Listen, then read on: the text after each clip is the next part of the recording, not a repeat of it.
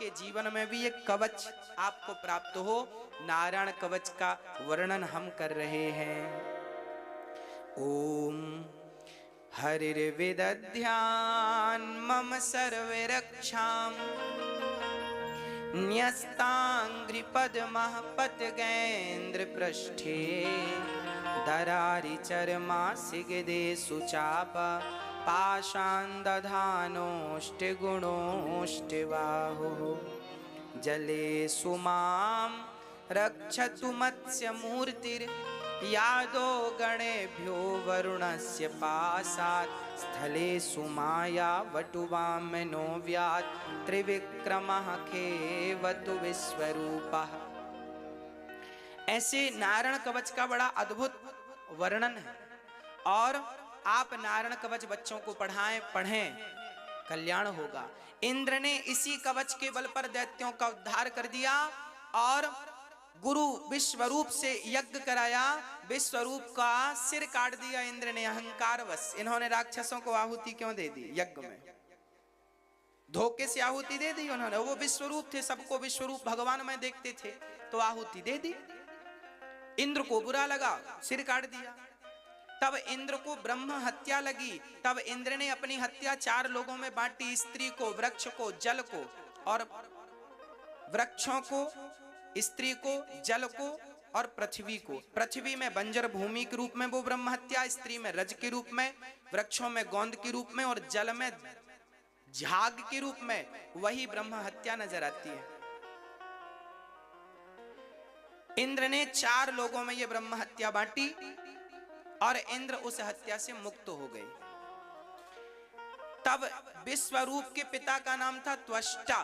त्वष्टा ऋषि ने यज्ञ किया, यज्ञ से वृत्तासुर को प्रकट किया, जाओ इंद्र को मार के आओ। इंद्र को मारने चले, तब इंद्र ने दधीची ऋषि की हड्डियों का वज्र बनाया। हमारे भारत में ऐसे ऐसे दानी हुए हैं जिन्होंने अपनी हड्डियां भी कल्याण के लिए दान कर दी। जन कल्याण में यदि हमारी हड्डियां समाज के कल्याण के काम आ रही हैं तो हमने अपनी हड्डियां दान कर दी। दधीची इसका उदाहरण है। शिवी दधीची, ये शिवी वही हैं जिन्होंने एक तोते के बदले अपने शरीर को काटकर मांस दिया था, और ये दधीची वही हैं जिन्होंने हड्डियों का दान कर दिया। इसलिए कि मेरी हड्डियों से यदि समाज का कल्याण हो रहा है तो मेरी हड्डियां समर्पित हैं। प्रिय भक्तों, हमारे भारत में ऐसे दानी हुए हैं जिन्होंने हड्डियों का दान किया। इसलिए हम कहते हैं दान का संस्कार कभी ना छोड़िएगा। इसलिए ये दास अनिरुद्ध वृंदावन में वृद्ध माताओं की सेवा करता है। बहुत सारी माताएं वृंदावन रहती हैं, वो माएं जिनके बच्चों ने घर से निकाल दिया है, जिनके बच्चों ने दुत्कार दिया है, ऐसी वृद्ध माताएं वृंदावन में। संत की कृपा से एक संत जी से कहा, महाराज बेटा नहीं है, कृपा करो तो बेटा हो। संत ने कहा, राजन तेरी किस्मत में 7 जन्म तक बेटा नहीं है। राजा रोने लगे, महाराज 1 जन्म तो काटा कटता नहीं, आपने 7 जन्म की भविष्यवाणी कर दी। क्या करूं, तेरी किस्मत ऐसी है तो मैं क्या कर सकता हूं। महाराज कुछ करो। संत ने भाग्य बदला, एक फल निकाला और कहा, लो अपनी पत्नी को खिलाना, बेटा होगा। मैया जी हो गई पंचायत। अब सुन लो, अब ध्यान दो। चित्रकेतु की किस्मत में बेटा नहीं था, पर संत ने भाग्य बदला और कहा, तुझे बेटा मिलेगा, पर याद रखना सुख और दुख दोनों देगा। राजा बोले, ठीक है। बड़ी पत्नी का नाम कृतद्युति था। फल खिलाया, कुछ दिनों बाद वो गर्भवती हुई। समय आया, सुंदर सा बच्चा पैदा हुआ, इतना बढ़िया था। राजा ने गांव में, नगर में घर घर लड्डू बांटे, बेटा हुआ, बेटा हुआ, बधाई ले लो, बधाई ले लो। खूब आनंद हुआ, उत्सव मनाया। एक रानी के बेटा हुआ था ना, बाकी रानियां जो थी उनको बेटा, राजा की बहुत सारी पत्नियां थी और बेटा एक को हुआ। और बाकी पत्नियों के अंदर जलन होने लगी कि राजा उससे ज्यादा प्यार करने लग गए हैं जिसको बेटा हुआ, हमको तो देखते नहीं। तब उन रानियों ने जलन के कारण उस नन्हे से बच्चे को जहर देकर के मार डाला। आज लोग इसलिए दुखी नहीं है कि हमारे घर खाने को नहीं है, दुख इस बात का है कि पड़ोसी 56 प्रकार का क्यों खा रहा है। दूसरों का उत्कर्ष देखकर, दूसरों की उन्नति देखकर लोग जले जा रहे हैं, मरे जा रहे हैं, परेशान हैं। यही इनके दुख का सबसे बड़ा रीजन है, कारण है। प्रिय भक्तों, उन रानियों ने उस बच्चे को, नन्हे से बालक को जहर देकर जो मारा, बच्चा जहर खाया, सोया, ऐसा सोया, जागा ही नहीं। सुबह राजा रानी ने देखा मेरा लाल जागा नहीं, जाकर देखा तो मरा पड़ा। राजा रोने लगे, रानी विधाता को कोसने लगी, विधाता बड़ा निर्दयी है तू, अरे मारना था मुझे मार दिया होता, मेरे नन्हे से बच्चे ने तेरा क्या बिगाड़ा था। अब रानी विलाप कर ही रही थी, तभी वहां देवर्षि नारद जी आ गए। नारायण नारायण। राजा क्यों रो रहे हो? महाराज देखिए ना मेरा बेटा मर गया। नारद जी ने कहा, राजन इस सृष्टि का नियम है, जो आएगा जाना पड़ेगा, आना जाना सृष्टि का नियम है। किस किस के मरने पर तुम रोओगे, और रोने से होगा क्या। अब तो राजा बोले, महाराज मुझे ज्ञान मत दो, बस मेरा बेटा जिंदा करो, ऐसी कृपा करो कि मेरा बेटा जीवित हो जाए, मेरा बेटा जीवित हो जाए, ऐसी कृपा करो। अच्छा ठीक है। नारद जी ने लाख समझाया उस चित्रकेतु को, पर समझ में ना आया। अंत में स्वयं हाथ में जल लेकर नारद जी ने उस मरे हुए बच्चे के ऊपर डाला। भैया जी शांति से बैठ जाएं 15 से 20 मिनट के लिए तो थोड़ा सा अच्छा लगेगा। आने जाने से लिंक बनती नहीं है सुनाने की, इसलिए कृपया आप जहां जगह मिले वहां बैठ जाएं, थोड़ी देर बैठ जाएं। अभी उत्सव होगा, ठाकुर जी का जन्मोत्सव, तब धूमधाम से हम लोग मनाएंगे, झूमेंगे, नाचेंगे, गाएंगे, पर थोड़ा कथा सुन लेंगे पहले। मैया बैठ जाओ मेरी माँ, अब शांति से, अब कोई खड़े ना होइएगा। श्री नारद जी महाराज ने जल उस मरे हुए मृत बच्चे पर छोड़ा। वो मृत बच्चा उठकर बैठ गया, खड़ा हो गया, जिंदा हो गया। राजा दौड़ पड़े, बेटा आ, तुझे अपने हृदय से लगा लूं और तुझे ढेर सारा प्यार कर लूं। उस बच्चे ने कहा, खबरदार पहले ये बताओ आप कौन हैं, आपका परिचय क्या है। पिता ने कहा, कैसा बेटा है तू, अपने पिता से परिचय पूछ रहा है। मैं तेरा पिता भूल गया, मैं तेरा पिता हूं। उस बच्चे ने जो बात कही मेरी माँ, वो आपके सुनने योग्य है, इसलिए मैं सुना रहा हूं। मैं वही बात सुनाऊंगा जो आपके सुनने के योग्य है। और मैं आपको बता दूं कि मेरी हर बात, कौन बनेगा करोड़पति में 7 करोड़ से ज्यादा का कोई प्रश्न नहीं है, पर मेरी हर बात यहाँ 10-10 करोड़ से कम की नहीं है, हर एक बात। इसलिए कौन बनेगा करोड़पति ध्यान से सुनते हो ना, ये भी ध्यान से सुनो।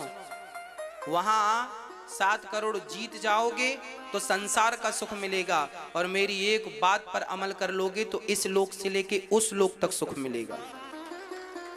इसलिए हर बात 10 करोड़ की है, और मैं ये कहीं कहूं कि अनमोल है तो ज्यादा अच्छी बात हो जाएगी, पर फिर भी आपके सामने मैंने कीमत रखी। हर बात 10 करोड़ की है, इसलिए हर बात को सुनना है, क्योंकि हर बार आपको 10 करोड़ मिलने वाले हैं।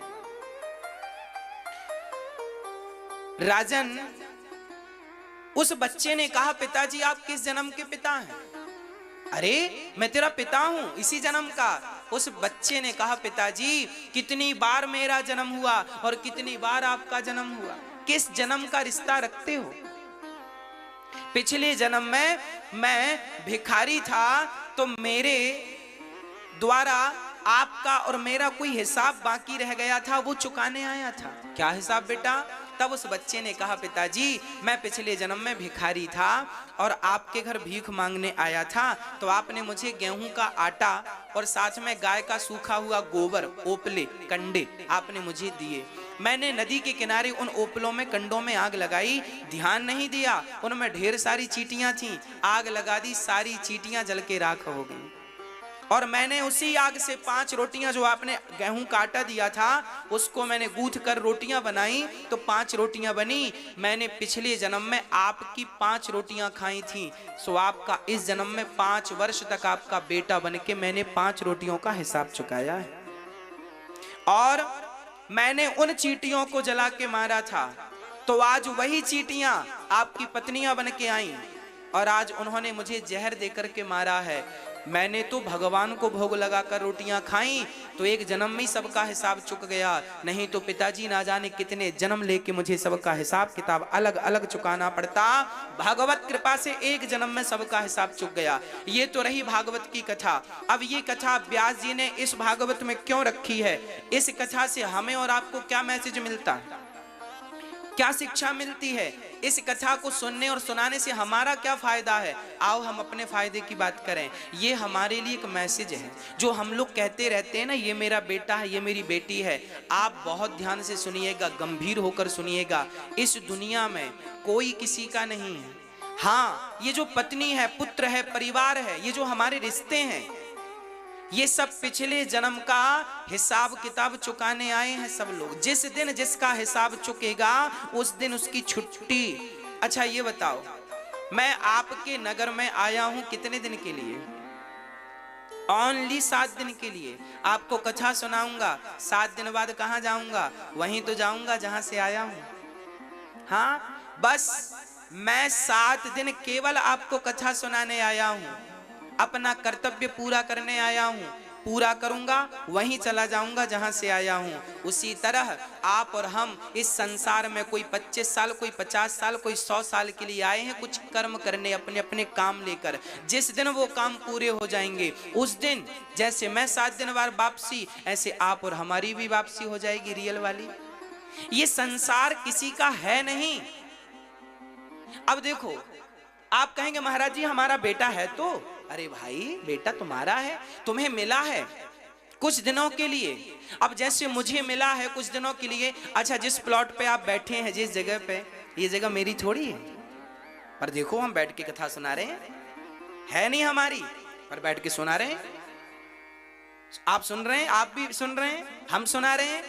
ये मंच जब हम आए थे ना, तो ये मंच हम लेकर नहीं आए, ये पांडाल, ये व्यवस्थाएं, ये सब हमें यहीं मिली हैं। और इस अनिरुद्धाचार्य को ये भी याद रखना है कि बेटा तुम्हें यहाँ जो सुविधाएं मिली हैं वो यहाँ तक ही रहेंगी, यहाँ से आगे दूसरी व्यवस्था मिलेगी।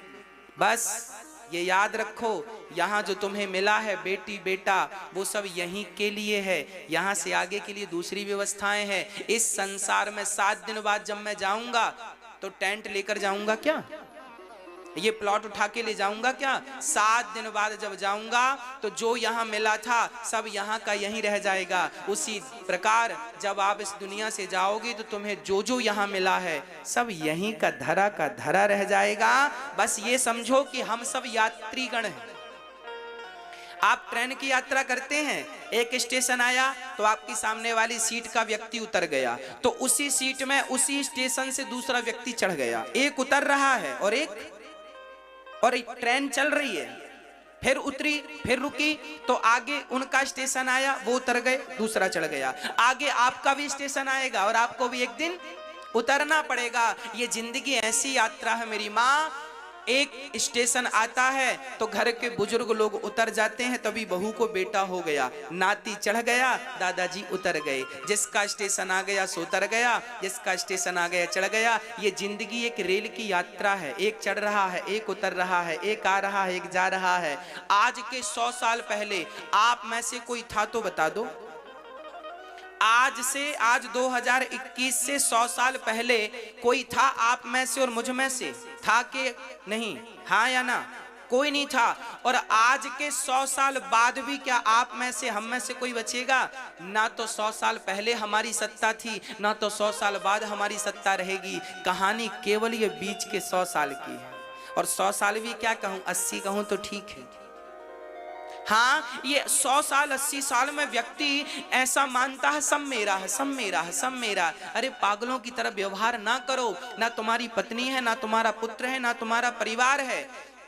ये सब अपना ऋण चुकाने आए हैं। बेटे का हिसाब पूरा होगा, बेटा जाएगा, बेटी का पूरा होगा, बेटी जाएगी, आपका पूरा होगा, आप चले जाना। किसी के मरने पर रोने से कोई फायदा नहीं।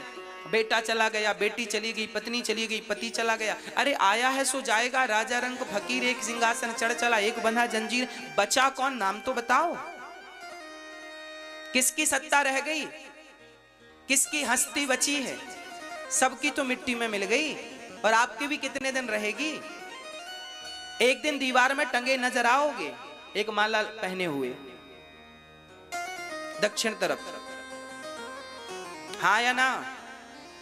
यही सच्चाई है हम सबकी। आज हम जो बोल रहे हैं, मुस्कुरा रहे हैं, बतला रहे हैं, बड़ा अहंकार कर रहे हैं, एटीट्यूड से चल रहे हैं। हाँ बेटा, एक दिन दक्षिण दिशा की दीवार पकड़ लेना, तस्वीर और माला भी मिलेगा कि नहीं, इसकी भी गारंटी नहीं। इसलिए आप ये समझो कि हम सब यात्री हैं, भगवान की प्राप्ति कर लें, भगवान की भक्ति कर लें, ज्यादा मोह में ना उलझें। सच्चाई यही है, कोई किसी का नहीं है, सब अपने कर्म दंड भोगने आए हैं। आप जब यात्रा करते हैं, यहां से आप मथुरा जाएंगे रेल में, तो आपकी बाजू वाली सीट में कोई मिल ही जाएगा।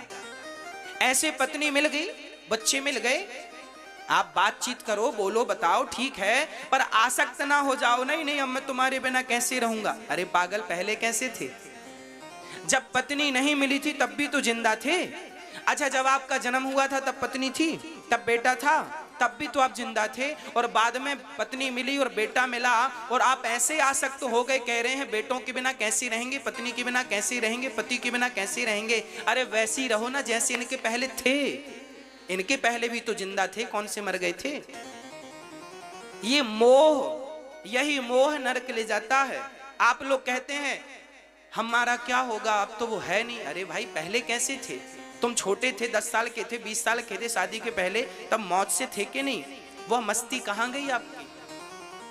क्यों आप भटक रहे हैं संसार में? क्यों नहीं अपना कल्याण चाहते? दत्तात्रेय जी ने 24 गुरु बनाए, एक गुरु बनाया कबूतर को। एक कबूतर और एक कबूतरी एक पेड़ पर रहा करते थे। एक कबूतरी नीचे बैठी तो बहेलिये ने जाल फेंका और कबूतरी को पकड़ लिया। अब कबूतर लगा रोने, कबूतरी तो मर गई, अब तो हम क्या करेंगे जी के। तो कबूतर भी कूद गया और वो भी जाल में फंस गया। एक महात्मा जी हंसे, अरे राम राम, कबूतरी मर गई ये तो दिखा, पर खुद मर गया ये नहीं दिखा। तुम रो क्यों रहे हो? कोई जाएगा कहां? अच्छा ये बताओ, मैं आया हूं वृंदावन से, तो जाऊंगा कहां? मरता कौन है भाई? अरे जो जहां से आया है, आप लोग कथा सुनने अभी आए हैं, कोई लुधियाना से आया, कोई भटिंडा से आया, कोई बरनाला से आया, कोई कहीं से आया। आप ये बताओ, आप सभी लोग कथा सुन के जाओगे कहां? कहां जाओगे? वहीं तो जाओगे ना जहां से आए हो, कि किसी और के घर में घुस जाओगे? नहीं, आप वहीं जाओगे जहां से आए हो। तो आपका बेटा गया कहां? कहते हो मर गया ना, बेटा मरा नहीं है, बेटी मरी नहीं है, पति मरा नहीं है, पत्नी मरी नहीं है, ये कोई मरता नहीं है। फिर कहां गया? बोले जहां से आया था वहीं चला गया। और आज वो गया है, कल आप भी तैयारी में रहना, कल हमारा भी तो नंबर आएगा। इसलिए किसी के मरने में शोक करने से अच्छा है अपना मरण सुधारो। वो तो गया, आप अपना देखो और ये मोह में ना उलझो। यही मोह नरक का जाल है, यही बांधकर नरक के द्वार में फेंकता है। इसलिए इस मोह से बचो। उस बच्चे ने ज्ञान दिया, पिताजी मेरे पिछले जन्म का कोई ऋण था, इस जन्म में चुकाने आया हूं, चुक गया गया। वो बच्चा चला गया, अब तो आंख खुल गई और वही चित्रकेतु इस जन्म में वृत्तासुर बना और इंद्र के हाथों मारा गया। एक बार भगवान प्रहलाद जी के लिए खंबा चीर के प्रकट हो गए। भक्तों, आप ये कथा टीवी के साथ साथ अपने मोबाइल पर यूट्यूब पर भी देख रहे हैं। आप अपने मोबाइल पर अनिरुद्धाचार्य जी यूट्यूब पर डालिए, ये कथा आपको आगे यूट्यूब पर सुनने को मिलेगी। और आप चैनल को सब्सक्राइब जरूर करें। आप सभी के प्यार से 20 लाख लोगों का परिवार होने वाला है यूट्यूब पर। सब्सक्राइबर्स होने वाले हैं 20 लाख, 19.5 लाख पार कर चुके हैं। 19.5 लाख लोग YouTube पर कथा सुनते हैं। प्यार से। इतना बड़ा परिवार है गौरी गोपाल परिवार, ये दास अनिरुद्ध का परिवार इतना बड़ा है, 20 लाख लोग जुड़े हैं केवल यूट्यूब से। आप भी चैनल को सब्सक्राइब करें और आप भी हमारे परिवार में जुड़ जाएं और औरों को भी प्रेरित करें, प्रोत्साहित करें, ताकि और लोग भी कथा से जुड़ें। अब एक बार भगवान प्रहलाद जैसे भक्त के लिए आ गए। एक हिरण्यकश्यपु नाम का दुष्ट था, अपने बच्चे को बहुत सताता था। क्यों सताता था? केवल इसलिए कि वो भगवान का नाम जपता था, नारायण नारायण जपता रहता था। तो प्रहलाद जी के पिता ने कहा कि इसे फेंक दो पहाड़ से। पहाड़ से ले जाकर फेंका तो स्वयं भगवान का नाम प्रहलाद जी विश्वास से जपते रहे। अच्छा, प्रहलाद जी से एक चीज सीखनी चाहिए कि कितनी भी जीवन में विडंबना आवे, विषम परिस्थिति आवे, पर अपने भगवान पर विश्वास बनाए रखिएगा। यदि विश्वास डगमगाया तो नुकसान होगा, और यदि विश्वास नहीं चूका, विश्वास नहीं डिगा, तो आपका बाल भी बांका नहीं होगा। प्रहलाद जी को पहाड़ से फेंका हिरण्यकश्यपु ने, पर विश्वास था कि भगवान बचाने वाले हैं और पिताजी मारने वाले हैं। देखता हूं कि आज जीत भगवान की होती है कि पिताजी की होती है। तो जीत भगवान की हुई, भगवान ने प्रकट होकर प्रहलाद को गोद में धारण कर लिया और नीचे उतार दिया। प्रहलाद को बचा हुआ देखकर हिरण्यकश्यपु दंग रह गया, इसे मैंने पहाड़ से फेंका या फिर? तब होलिका नाम की बहन थी हिरण्यकश्यपु की सगी, उसे ब्रह्मा जी ने वरदान दिया था तुम्हें आग जलाएगी नहीं, तो वो होलिका गोद में लेकर बैठ गई। अच्छा, वरदान इसलिए मिला था कि कोई जल रहा हो तो तुम उसे पकड़कर निकाल लो, मदद करने के लिए दिया था वरदान, पर वो तो दुरुपयोग करने लग गई, अब ले लेके बैठने लग गई गोद में। अब भगवान ने कहा वरदान का दुरुपयोग करोगी तो वही वरदान तुम्हें जलाकर भस्म करेगा, और वही वरदान होलिका जलकर राख हो गई। प्रहलाद का बाल भी बांका नहीं हुआ। देखिए भक्ति की शक्ति, जब आपका विश्वास अपने इष्ट में इतना प्रबल होता है तो आग भी आपका बाल भी बांका नहीं कर सकती, आग भी शीतल हो जाती है उन भक्तों के लिए जो भगवान की शरणागति ग्रहण कर लेते हैं। प्रभु मैं आपका और आप मेरे, मैं तीसरे को जानता ही नहीं। तब हिरण्यकश्यपु ने पढ़ने के लिए भेज दिया, जाओ संडा मर्क के यहाँ पढ़ने भेजा। और जब प्रहलाद जी पढ़कर आए तो हिरण्यकश्यपु ने पूछा तुमने कौन सी विद्या पढ़ी? तब प्रहलाद जी ने नवधा भक्ति सुना दी। श्रवणम कीर्तनम विष्णु स्मरणम पाद सेवनम अर्चनम वंदनम दास्यम सख्यमात्मनिवेदनम। पहली भक्ति है श्रवणम। भक्ति कितने प्रकार की होती हैं भैया जी? भक्ति कितने प्रकार की होती हैं? बताओ भक्ति कितने प्रकार की होती हैं? आप बताइए कितने प्रकार की होती हैं? अरे हमें तो लगा आपको पता होगा। भैया आप बताओ। हाँ, हमारी माताएं सब जानती हैं। भक्ति होती है 9 प्रकार की। कौन कौन सी? पहली भक्ति है श्रवणम, कथा सुनना। आप क्या कर रहे हैं? पहली भक्ति कर रहे हैं। दूसरी भक्ति है कीर्तनम, कीर्तन किया करो अपने घर में आधा घंटा रोज, सीताराम सीताराम सीताराम, राधे श्याम श्रीमन नारायण, हरे कृष्ण। कोई एक कीर्तन पकड़ लो और रोज कीर्तन करना चाहिए। एक मैया बोली गुरुजी हमें कोई ऐसा मंत्र बताओ कि हमारा दुख दूर हो जाए। तो हमने कहा जाओ राधे श्याम। बोला नहीं महाराज जी कुछ और बताओ। हमने कहा कुएं में कूद जाओ, सबसे बढ़िया सारे दुखों से मुक्ति। अरे महाराज जी कुआं में कूदा रहे हो? हमने कहा जब हमने कहा राधे श्याम जपा करो तो तुम तो विश्वास नहीं किया तुमने, और मंत्र बताओ। अरे राधे श्याम से भी बड़ा कोई मंत्र है? सीताराम से भी बड़ा कोई मंत्र है? श्रीमन नारायण से भी बड़ा कोई मंत्र है? अरे विश्वास करोगे तब तो ये मंत्र कारगर सिद्ध होगा। राम नाम में क्या करना पड़ेगा? बोलो, राम नाम में क्या करना पड़ेगा? विश्वास। यदि विश्वास है तो ये नाम सफल होगा, यदि विश्वास नहीं है तो इस नाम का कोई मूल्य नहीं। चलो मैं आपको विश्वास पर एक बात सुनाता हूं। एक गुरुजी से चेले ने कहा कि गुरुजी ये राम नाम जपने से क्या होगा, इसका क्या मूल्य है? राम नाम का क्या मूल्य है? कृष्ण नाम का क्या मूल्य है? तब गुरुजी ने कहा जा गुरुजी ने एक पत्थर दिया चेले को, कहा जा इसकी बाजार में कीमत पूछ के आ, बेचना मत, बस पूछना कि इसकी मार्केट में कीमत क्या है। हाँ, अब ध्यान से सुनिएगा, बैठ जाइए शांति से। अभी थोड़ी ही देर में हम जन्मोत्सव का दर्शन करेंगे। आपको जल्दी तो नहीं है? हाँ, अच्छा ठीक, फिर ठीक है, आपको जल्दी नहीं है तो फिर हमें भी जल्दी नहीं है। अच्छा सुनिए, एक गुरुजी ने चेले को एक पत्थर दिया और कहा जाओ इस पत्थर की कीमत पूछ के आओ, मार्केट में क्या होगी। तो चेला गया और सब्जी वाली की दुकान में पूछा, भैया सब्जी वाले ये इसकी क्या कीमत दोगे, इसका मूल्य क्या दोगे हमें। सब्जी वाले ने कहा, पागल, पत्थर उठा के ले आया, पत्थर का भी कोई मूल्य होता है, चल हम तुझे आधा किलो टमाटर दे देंगे, हमारे तौलने के काम आएगा पत्थर, यदि तुझे चाहिए। सब्जी वाले ने उसकी कीमत लगाई आधा किलो टमाटर, ठीक है। अब वो वहां से उठा तो वो पत्थर लेके गया एक स्टील वाले की दुकान में, भाई इसकी क्या कीमत दोगे। स्टील वाला बोला, भाई ये तो पत्थर है, इसकी क्या कीमत है, पर तुम्हें जरूरत है तो मैं आधा किलो स्टील दे दूंगा, ले जाओ। अरे आधा किलो स्टील नहीं, हमें बेचना नहीं है। वहां एक वैश्या थी, उस वैश्या के पास गया चेला, देखो देवी इसकी कीमत क्या होगी।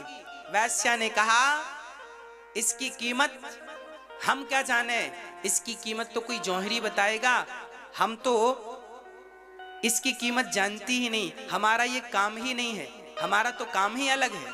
वो वहां से गया, सारी बाजार में सबसे पूछा, आखिरी में एक बढ़िया जौहरी के पास गया और कहा, भैया ये बताओ इसकी कीमत क्या होगी। जौहरी ने बहुत चश्मा लगा लगा के देखा, यहां वहां घुमा फिरा के देखा, उसने कहा, भैया इसकी कोई कीमत ही नहीं, इस पूरी दुनिया में इसकी कीमत आंकने वाला कोई पैदा नहीं हुआ, ये अनमोल रत्न है। तुम्हारे पास कहां से आया? बोले हमारे गुरुजी ने दिया। जरूर किसी राजा ने गुरुजी को सम्मान में दिया होगा। ये वेश कीमती वो मणि है, वो रत्न है जिसकी किसी के पास कोई कीमत ही नहीं, ये अनमोल है। वो चेला दौड़ा दौड़ा गुरुजी के पास गया, गुरुजी ये तो अनमोल है। तब गुरुजी ने कहा, बेटा ये वस्तु अनमोल है, क्या बाजार में सब लोगों ने अनमोल कहा? बोले ना, सब्जी वाले ने तो कहा आधा किलो टमाटर, स्टील वाले ने तो कहा आधा किलो स्टील, वैश्या ने कहा ये तो हम फ्री में नहीं लेंगे। और बाजार में हजारों दुकान में घूमा, हजार दुकानों में जाने के बाद भी इसकी कीमत सही आंकी नहीं गई। इसकी सही कीमत वही आंक सका जो इसको जानता था। उसी प्रकार मेरी माँ, राम नाम ही वो हीरा है। जो कोई जौहरी हो तो उस राम नाम की कीमत को जाने। वो राम नाम अनमोल है, वो वही नाम है जो एक नाम से भवसागर पार तरा जा सकता है। पर जब कोई जौहरी हो उस राम नाम का, तब तो कीमत आंके। तब कोई जौहरी ही नहीं है तो किसके सामने हम राम नाम कहें? राम नाम को भी समझने के लिए तो जौहरी चाहिए। राम क्या है, गुरु गोविंद साहब कौन है, ये कौन जानेगा? सब जानेंगे क्या गुरु गोविंद साहब कौन है? रामदास जी कौन है, सब जानेंगे क्या? तुलसीदास जी कौन है, सब जानेंगे क्या? कबीरदास जी कौन है, सब जानेंगे क्या? मीराबाई कौन है, सब जानेंगे क्या? ये तो वही लोग जानेंगे ना जो भक्ति जानते हैं। हाँ, अच्छी शराब कौन सी होती है ये मैं क्या जानूं, ये तो कोई शराबी ही जानेगा। बढ़िया वाली शराब कौन सी होती है, बढ़िया वाला गांजा कौन सा होता है ये मैं क्या जानूं, कोई गंजेड़ी जानेगा। बढ़िया वाली चरस क्या होती है ये मैं क्या जानूं, कोई चरसी जानेगा। भाई जिसका जो फील्ड है वो उस चीज को बारीकी से जानता है, उसकी क्वालिटी को जानता है। उसके हानि और लाभ को जानता है, उसी प्रकार किसी भक्त से जाकर कहो कि राम नाम की कीमत क्या है, वो कह देगा अनमोल है ये। और जो नहीं जानते वो तो मोल लगाते फिरते हैं कि ये इतना और ये इतना है, इतना नाम जपो, इतना नाम जप लो, इतना हो जाएगा। अरे एक नाम जपने से तुम्हारा कल्याण हो जाएगा, पर वो नाम विश्वास के साथ जपा जाए। मंत्र जाप मम दृढ़ विश्वास। राम नाम कृष्ण नाम अनमोल ये हीरा है। राम नाम मणि दीप धरूं, इन्हें मणि कहा है गोस्वामी तुलसीदास जी ने। जी है देहरी द्वार तुलसी भीतर बाहिरो, जो चाहत उजियार। क्या कहें, अब तो श्री राम नाम की कीमत कहते कहते अब प्रहलाद जी कहते हैं दूसरी भक्ति कीर्तन है, इसलिए कीर्तन किया करो। स्मरणम तीसरी भक्ति, पाद सेवनम पांव दबाना चौथी भक्ति है। आप जरूर पांव दबाया करो अपने पति के, अपने माता और पिता के। आप लोग अपने माता पिता के पांव दबाते हैं कि नहीं? हाँ या ना? नहीं दबाते? माँ है कि नहीं है? जिंदा है तो फिर माँ के पांव दबाओ। कब दबाओगे? अरे माँ के पांव दबाओ। माँ के पांव में भगवान बैठे हैं, भगवान मंदिरों में नहीं है। भगवान तो माँ के चरणों में होते हैं। ये भगवान ही तो थे जो माँ की आज्ञा मानकर 14 साल वनवास गए। जब माँ की आज्ञा को भगवान ने नहीं टाली तो हम कौन होते हैं उस परमात्मा की माँ की आज्ञा को टालने वाले? भगवान को भी यदि धरती पे आना पड़ा तो माँ की आज्ञा का पालन करना पड़ा। आज्ञा का पालन नहीं करते तो वो भगवान ना कहलाते। हाँ या ना?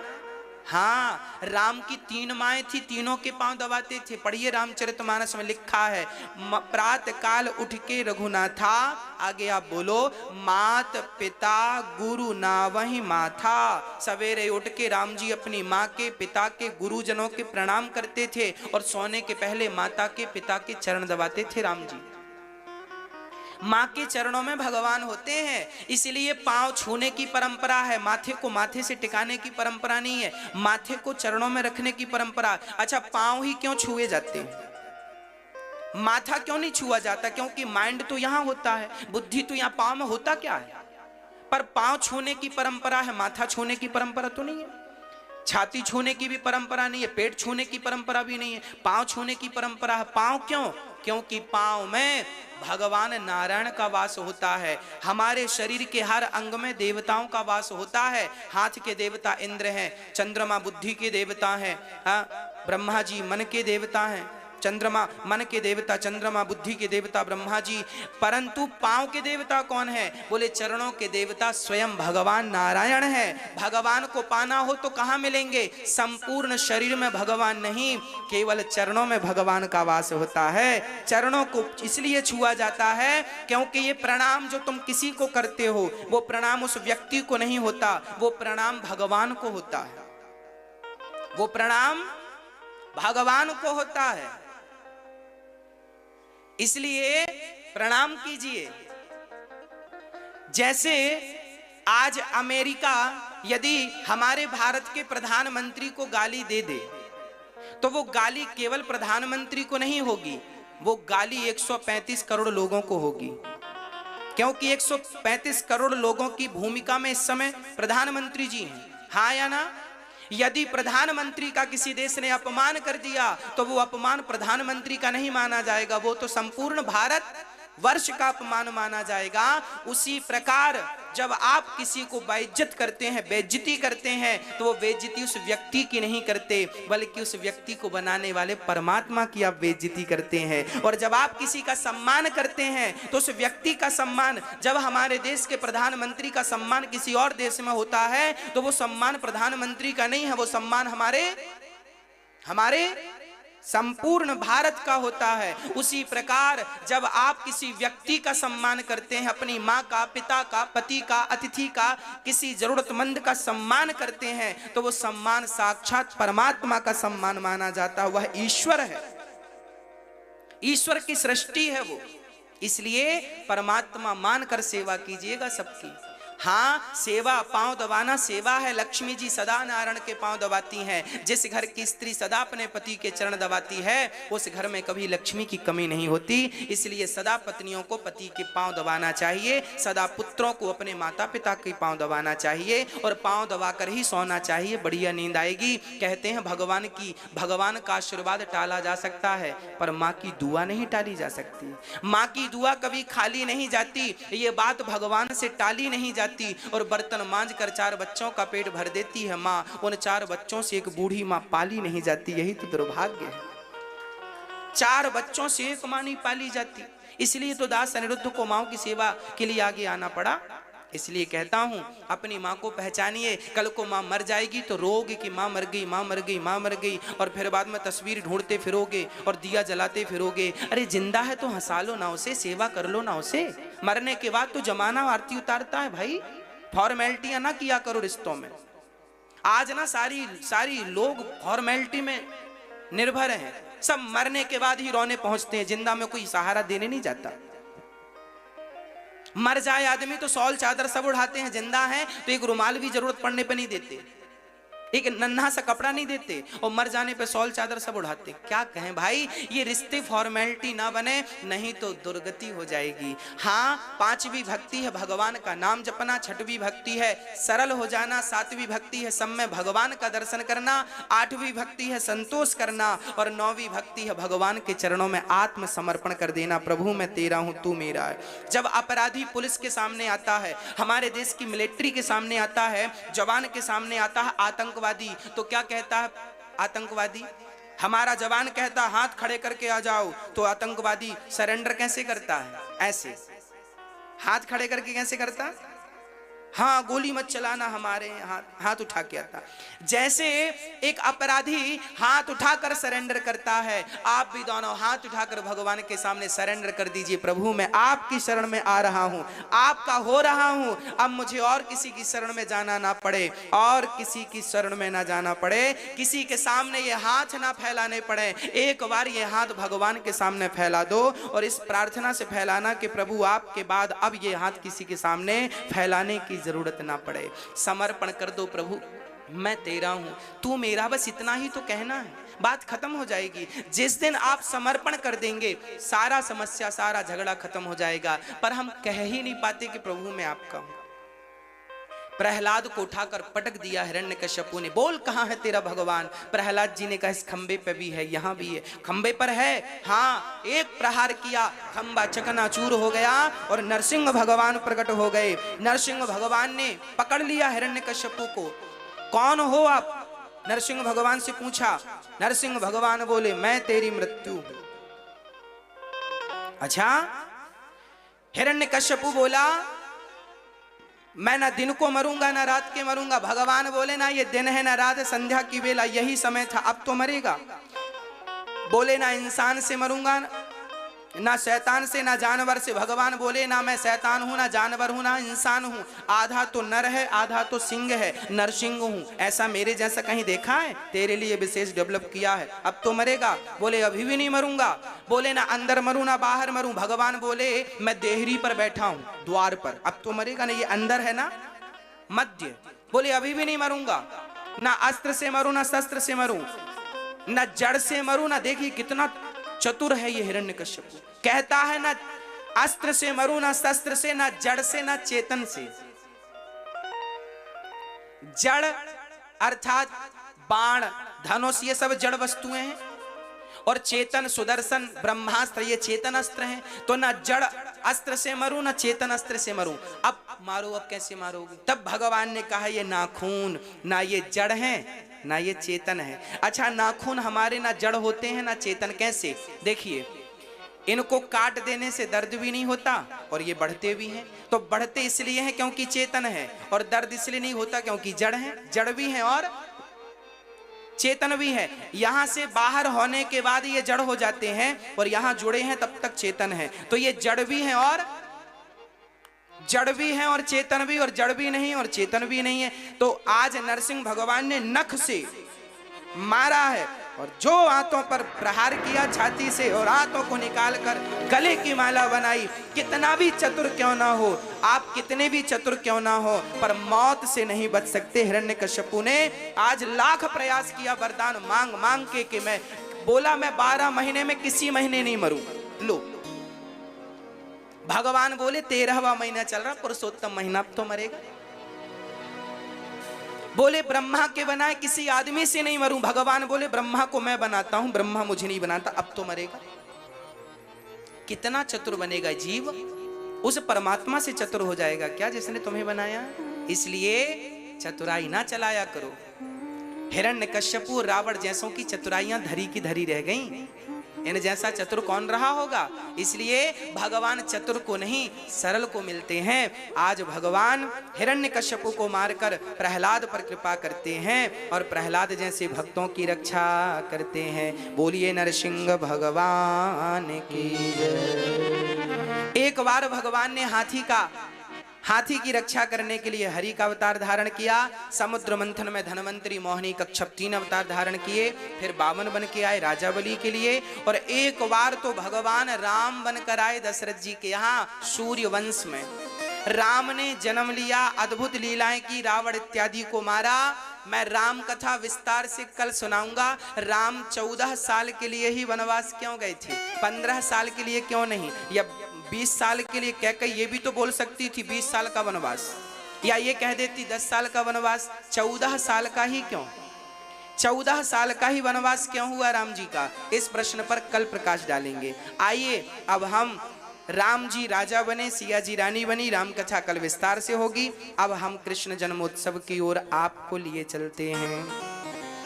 भगवान नारायण के पुत्र हुए ब्रह्मा, ब्रह्मा के अत्रि, अत्रि के चंद्रमा, चंद्रमा के बुध, बुध के पुरुरवा, पुरुरवा के आयु, आयु के नहुस। इन्हीं के वंश में हुए सूरसेन।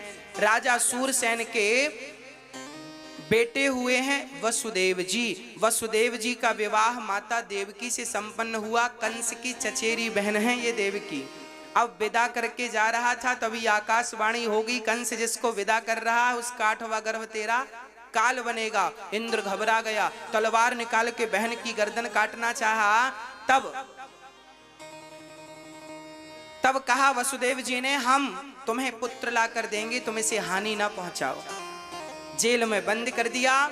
पहले बच्चे को मारा, दूसरे को, तीसरे को, चौथे को, 5वें को, 6ठे को, 7वें गर्भ में लक्ष्मण जी आ गए। भगवान ने देवकी के गर्भ से निकालकर रोहिणी के गर्भ में डाला और बलदाऊ भैया का प्राकट्य हुआ। बोलिए बलराम भैया की जय, बलदाऊ भैया की जय। अब 8वें गर्भ में स्वयं भगवान प्रकट हो रहे हैं। भादों का महीना था, कृष्ण पक्ष की अष्टमी तिथि, रात्रि के ठीक 12 बजे माता देवकी के गर्भ में भगवान प्रकट हो गए। और भगवान जब प्रकट हुए तो देवी देवता स्तुति करने लगे। सत्यव्रतम सत्य परम त्रिसत्यम, सत्यस्य योनिम निहितं च सत्ये, सत्यस्य सत्यमृत सत्यनेत्रम, सत्यात्मिकं त्वां शरणं प्रपन्ना। अब बड़े भाव से सत्य है प्रभु, आप आओ और हमारी रक्षा करो, आप आओ और हमारी रक्षा करो। ये कह कह करके देवता भगवान से कहने लगे आओ। और भादों का महीना रात्रि के ठीक 12 बजे भगवान तमद्भुतम बालक मम्मुजे क्षणम, आज वह भगवान जो सबके पिता हैं, आज पुत्र बन करके माता देवकी के यहाँ भगवान प्रकट हो रहे हैं सुंदर से मुहूर्त में। और जब प्रकट भये शंख चक्र गदा पद में लेकर प्रकट हो गए भगवान, देवता जय जयकार करने लगे। भगवान की स्तुति देवकी वसुदेव करने लगे। भगवान ने कहा हमें जल्दी से गोकुल छोड़कर आओ। वसुदेव जी बोले कैसे ले जाएं? बोले हमें गोद में लेके जाओ, अपने आप जेल के ताले खुल जाएंगे। जैसे भगवान को लेकर चले अपने आप पहरेदार सो गए, जेल के दरवाजे खुल गए और भगवान को लेकर चले। यशोदा ने कन्या को जन्म दिया। सभी लोग बैठे रहे, खड़े ना हो मेरी माँ। भगवान को लेकर चले, यशोदा ने कन्या को जन्म दिया था। उस कन्या को भगवान कृष्ण को वहां रखा और कन्या को वापस लिए। और जब आए तो जेल के ताले लग गए, पहरेदार जाग गए। कंस को पता चला बेटा नहीं बेटी हुई, पत्थर पर पटक दिया, हाथ से छूटकर वो कन्या आकाश में गई। मूर्ख, तो मुझे क्या मारेगा, तुझे मारने वाला प्रकट हो गया है। और यहाँ सारे ब्रज में उत्सव चालू हो गया। सारे ब्रज में मैया कृपया आप लोग अपने मोबाइल, पर्स, सोना चांदी, कीमती आभूषणों का कृपया विशेष ख्याल रखें। मेरी प्रार्थना सुन लीजिए, फिर उत्सव में सम्मिलित होइए। आप सभी अपने कीमती आभूषण, सोना चांदी, मोबाइल, पर्स का विशेष ख्याल रखिएगा, नहीं गिर जाए, कोई भीड़ में खींच कर ले जाए, उसके जिम्मेदार आप खुद होंगे। कृपया सावधानी आपको ही रखनी है, भीड़ में सब प्रकार के लोग हो जाते हैं, इसलिए आप कृपया अपने कीमती आभूषणों का ख्याल रखें। अब सारे ब्रज में उत्सव चालू हो गया। यशोदा, आप बोलेंगे बधाई हो यशोदा मैया, नंद बाबा बधाई हो, आप सभी भक्तों को बधाई हो। अब सारे ब्रज में बधाई। नंद बाबा जा रहे, भैया मोको भी लाला के दर्शन कराए दे। सब भैया दौड़े दौड़े आए। नंद महल घर लाला जायो, बरसाने से टीको आयो। बरसाने से भी तिलक आया, बरसाने से भी बधाइयां आई। आज जरा बधाइयों का दर्शन ले करते हैं।